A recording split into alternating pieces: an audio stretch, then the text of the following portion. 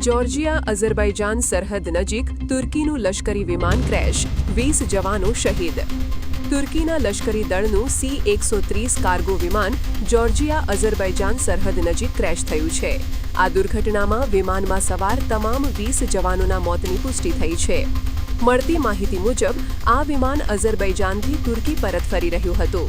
તે સમયે જોર્જિયાના સાયગનાઘી ક્ષેત્રમાં તે દુર્ઘટનાગ્રસ્ત થયું હતું. અહેવાલો અનુસાર વિમાન પર્વતીય વિસ્તારમાં નીચે પડતા પહેલા તેમાંથી સફેદ ધુમાડાનું ગોટું નીકળતો દેખાયો હતો અને ત્યારબાદ તેમાં ભીષણ આગ ફાટી નીકળી હતી.